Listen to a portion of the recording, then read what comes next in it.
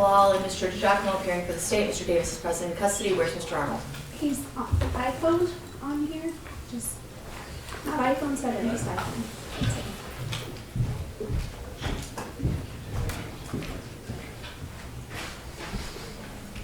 Mr. Arnold, can you make your appearance known?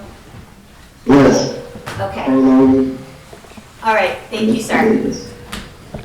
Here we are. First of all, let's address the status check trial readiness. Last time we were present, there was an indication from Mr. Arnold that there was new discovery recently given regarding a somewhat related case or parallel case. I don't know how to describe it. And that potentially that November 4th trial date was no longer viable. What's your position regarding that, Mr. Arnold? Well, Your Honor, the state stated that they had new discovery that they had to look through. I haven't seen that new discovery in regards to what they were talking about. I don't know if it was sent, but we don't have it yet. So in light of that, additionally, based upon conversations with Mr. Davis, there's certain motions that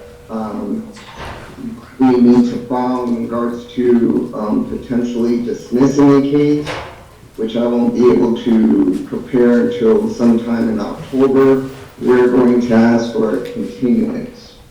Okay, 1 second. Let me ask the state regarding that discovery issue. So there was a parallel investigation. After reviewing it, it seemed like practically none of it was relevant to this case, so we didn't turn any of those things over. I will say that the detective associated with this case is continuing his investigation, follow-up interviews, that type of thing. So we may have ongoing discovery obligations, but I believe Mr. Arnold has what we have that we believe is either exculpatory, inculpatory, or relevant. All right. So I guess to summarize what you're saying is that you've gone through that discovery, but ultimately you believe it's not relevant. You're aware of your discovery obligations, and at your own risk, you're saying that this is ultimately not something that you believe needs to be turned over anymore. That's correct. Okay. Mr. Arnold, do you want to be sworn then regarding the motion to continue? Yes, Your Honor. Okay, Jill. Please raise your right hand. You do solemnly swear the testimony you're about to give in this action shall be the truth, the whole truth, and nothing but the truth, so help you God? Yes, ma'am. Thank you. Please state your name for the record. Carl Arnold. Mr. Arnold, what did you want to tell me regarding whether good cause exists to continue this matter? Yes, Your Honor. In regards to there's no longer a discovery issue. Hopefully, there's no further discovery by the state. Nevertheless, there's certain motions that Mr. Davis has requested that they be filed in regards to dismissal of the case and then use of the proper agreement in this case. So I will not be able to address those motions until sometime in October. I start the Diablo-Redden trial next week, which would take the first 2 weeks of September, and then I'll be out of the country thereafter.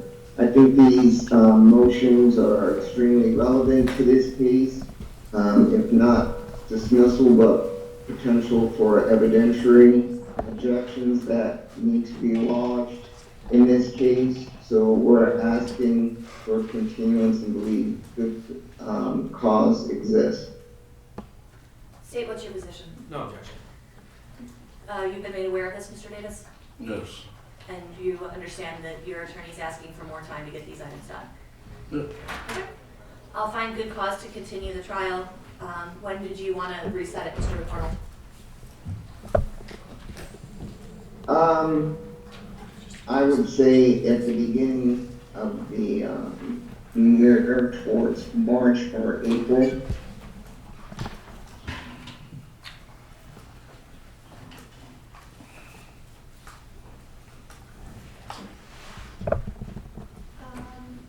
April's better. April's kind of taken up by a 2015 case that I can't move, which will take about I have a 4 capital weeks. case April 7th, so What that'll about take 6 weeks. March 17th? Does that work for anyone? Everyone? You can make it work. Yes, Your Honor. Okay, we'll reset it to March 17th, 9 a.m. with a calendar call of March 11th. The next thing I wanted to address was Mr. Arnold's motion to reconsider. All right, so I just want to get everybody up to speed on what has been happening in this matter, and then I'll hear from you, Mr. Arnold, regarding what needs to be done next. All right, so last time we were present on the motion to reconsider, I took it under advisement. Then after additional review of ultimately the transcript of the things that Mr. Arnold had represented, I issued a minute order requesting additional information from AG Entertainment that the money they paid Cash Jones was for previous work as Mr. Arnold represented, as opposed to some other purpose. On 7/29, Mr. Arnold provided an invoice from Mr. Jones with no acknowledgement from AG Entertainment that they received it or that the items on it were paid for those items. I think that was shared with both parties. Then the court asked for something from AG Entertainment, specifically that the $112,500 was paid for work done by Mr. Jones previously. Like I said, that had been represented by Mr. Arnold.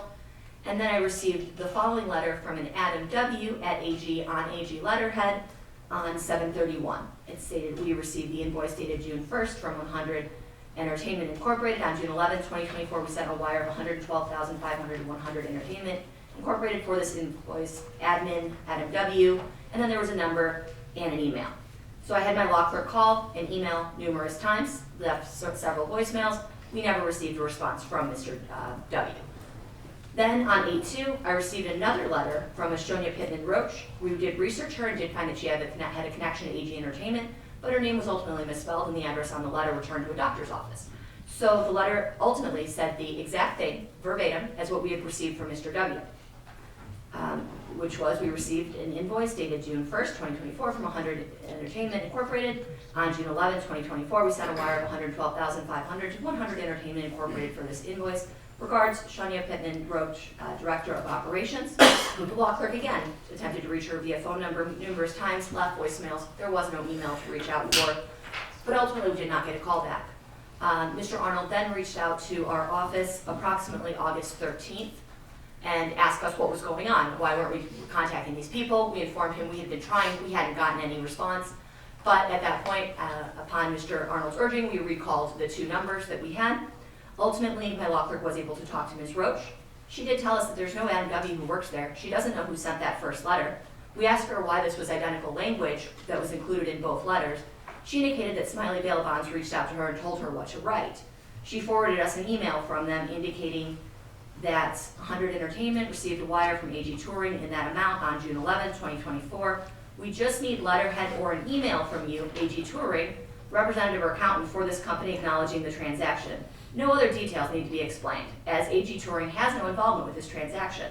The purpose of this verification is solely for the source of funds. Below is a statement we already provided the court. Please use the same language as nothing further needs to be explained. Appreciate your help and understanding. And then it contained the identical language that we received from Mr. W. and that we received from ultimately Ms. Roach.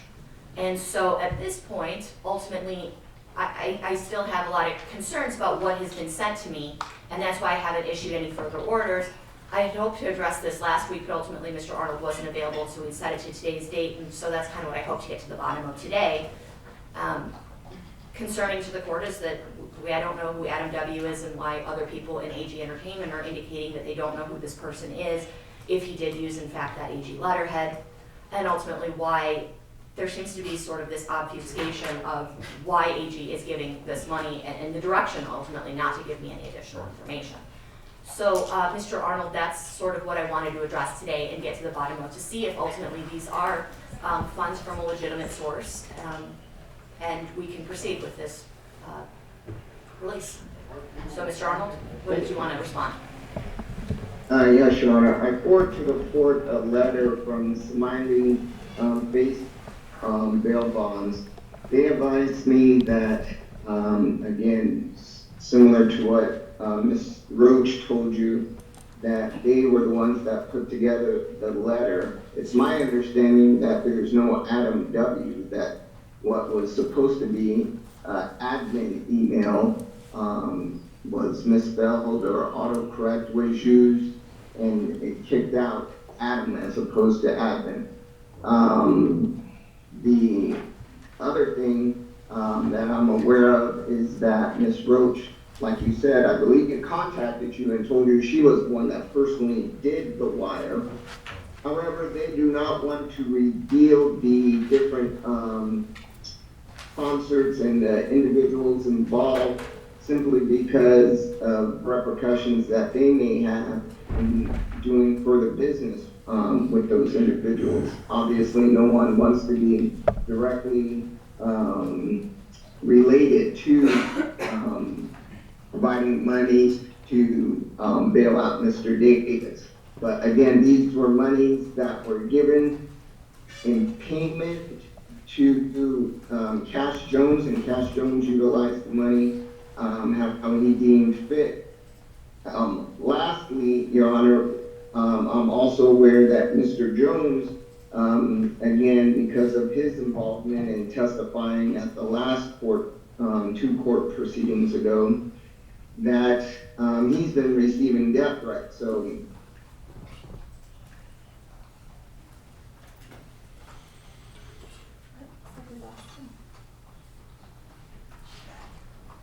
Mr. Arnold, your cell phone cut out?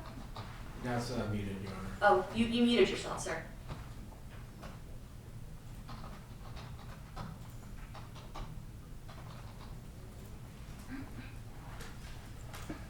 sorry about that, Your Honor. But again, Smiley Face Bail Bonds is on line and can give further explanation in regards to the letters. That's all the information that I have before. So the last thing I had said, that you had said before you cut out, was that Cash Jones has received death threats. What ultimately was the relevance of that? Because I think I might have lost the end of your argument on that. Oh, yes, Your Honor, that Cash Jones no longer, wants to give testimony or, show, the public that he's involved in this any further than he has. So, and then I went into Smiley Face Bail Bonds owner is able to discuss the actual letter received from AT Entertainment. Okay. State. Your Honor, first, as an officer of the court, I would advise the Smiley Court Bail Bondman not to give a statement, because after seeing his letter, it appears that he submitted a false document to this court, which is a felony, which the state takes very seriously. In the letter that he just provided, he said, I cut and paste the body of this thing and then sent it to you for the purposes of meeting whatever this court's requirement is. And uttering that instrument to this court in that manner is a felony, and I think the state takes that very seriously, especially from a bail bondman. So as an officer of the court, I think it may be advised that that will not go uninvestigated, that statement, because the state believes he admitted to committing a felony in that statement, number one. Number two, I'm not surprised that Cash Jones doesn't want to come here and testify, given how his testimony came off last time. He absolutely lied to this court with regard to his representation as to why he was providing the funds and where the funds were coming from. It was demonstrably false testimony. And so, Your Honor, I am not surprised that when this court tries to look under the rock from where this money is coming from, this court gets more fraud. And when this court pursues, well, where does this money come from? This court gets more fraud. And then when Mr. Arnold has a bail bondsman try to explain what he did in altering the document that was submitted to this court gets more fraud. This court has already ruled that or at least has ruled that this court is willing to consider the source of funds. But it has to be a legitimate source of funds. And when we are obfuscating the source of the funds, it's a clear violation of this court's order. It is at its most fundamental, it should be fairly easy to say this is where the money comes from. Additionally, if this court were to consider this, to want to keep on pulling up the rocks to see where all this fraud is coming from, it defeats the purpose of the source hearing to have Mr. Jones say, yeah, I got this money from this person and that's where I'm spending it, without us getting to talk to and having sworn testimony from this person from which the source emanates from. So I think at the very least, the bail bondsman is not the correct source for the source of funds. It is the person from whom the invoice is coming from, which is the correct person that we would need under oath to testify about the validity of the source of funds. So then that's the state's position with regard to that. I would, I guess, inquire of the court. There was also a counter motion to reconsider, and I don't know if this court has made a ruling or not on that. Address that as well. Okay, so the court is just, the state has I think that's also an issue that's pending as well. All right. Mr. Arnold, any final word? Yes, Your Honor. In regards to uncovering the source, Your Honor spoke to AG Entertainment. AG Entertainment is a legitimate business. There's no discussion in regards to that. AG Entertainment had a legitimate business relationship with Cash Jones and Wack Entertainment, or Wack 100. They sent those monies by wire, which she explained to you, and Cash Jones used those monies for his bail. There's nothing in the record that suggests that these two businesses are illegitimate, that these monies came from drug proceeds, gang-related activities, or anything of a nefarious nature. The only concern that the court had was in regards to whether Mr. Davis was going to make a profit off of this money. However, as discussed in my motion to reconsider, that's no longer or should not be the court's concern, simply because Mr. Davis has not been convicted. So back to what is the standard of a Nebia hearing? The standard is, do the funds from a legitimate source? And nothing in the record and nothing the state has provided can dispute that these funds have come from two legitimate business sources. All right.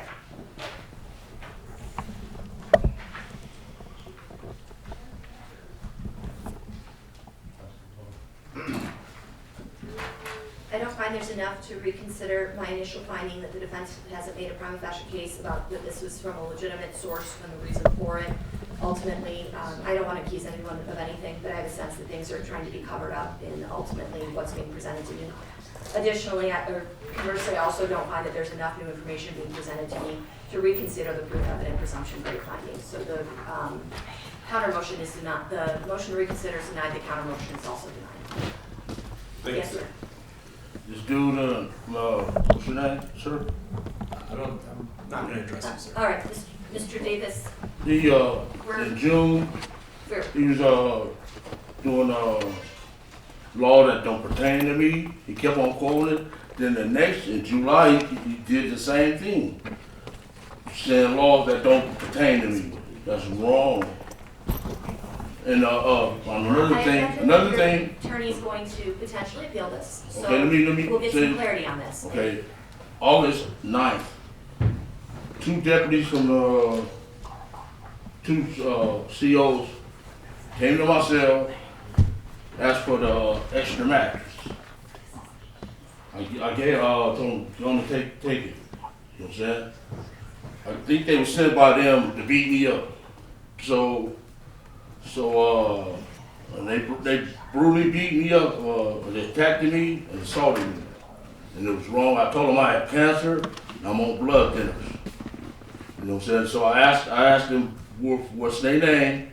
The sergeant just ran them out the door.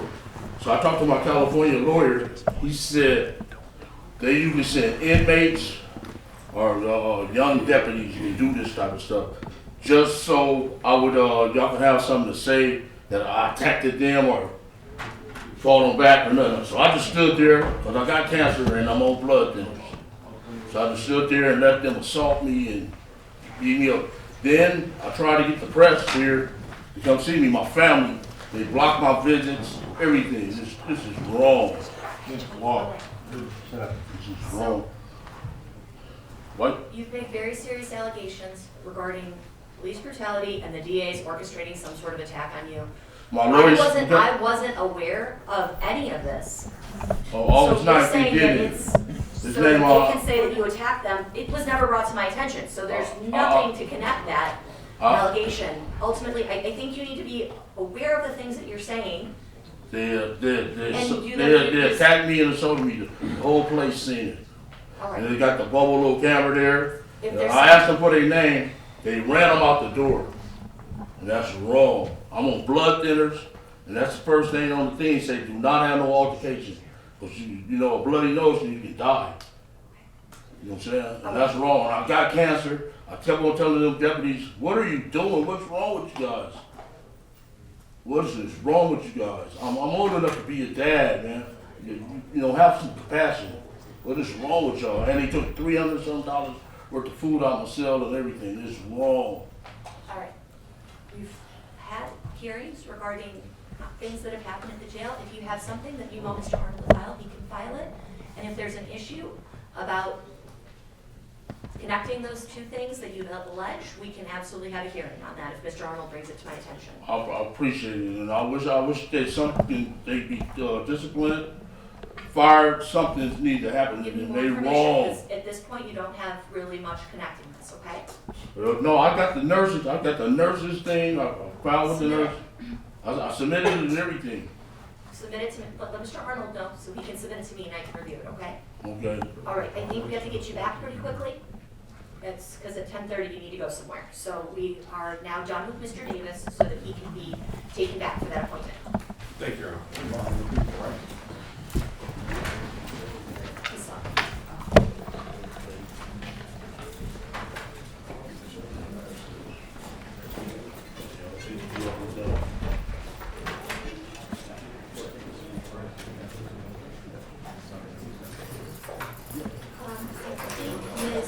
Ms. McNeil, sorry, Ms. McNeil is here on the solid matter? Yes. Are you also here for Ms. Allen or is she coming independent? I am not here for her, but I can if I need to. You don't have to, okay, well, unless you know that you're here, I just was